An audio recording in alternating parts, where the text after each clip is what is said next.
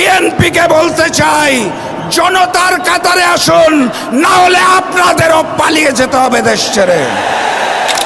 আগামীর বাংলাদেশ হবে ইসলামের বাংলাদেশ। আগামীর সংসদ হবে কোরআনের সংসদ।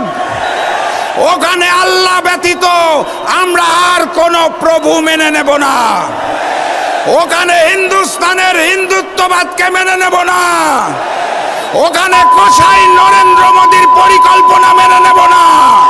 বিএনপি নতুন করে স্বৈরাচার হতে চায়, তারা সংস্কার মানে না। যারা নতুন বাংলাদেশের সংস্কার মানে না, তাদেরকে আমরা লাল কার্ড দেখাবো ইনশাআল্লাহ।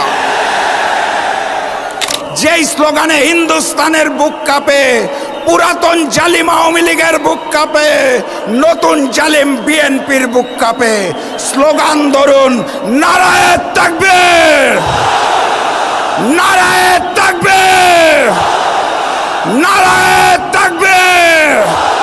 ওই নতুন করে জেগে ওঠা সন্ত্রাসী সংগঠন বিএনপি খুনে ডাবল সেঞ্চুরি পার করে ফেলেছে। এই আইন শৃঙ্খলা বাহিনী দিয়ে লেভেল প্লেইং ফিল্ড হবে, জাতীয় নির্বাচন সুষ্ঠু হবে, সেটা বাংলাদেশের কোনো পাগলও বিশ্বাস করে না। বাংলার জনগণ জানিয়ে দিয়েছে, বাংলার মাটিতে হিন্দুস্তানের আধিপত্যবাদ এবং আগ্রাসন চলবে না ইনশাআল্লাহ। বাংলাদেশের জনগণ আর নতুন করে স্বৈরাচার চাঁদাবাজকে মেনে নেবে না ইনশাআল্লাহ। গণভোটে হ্যাঁ বলো,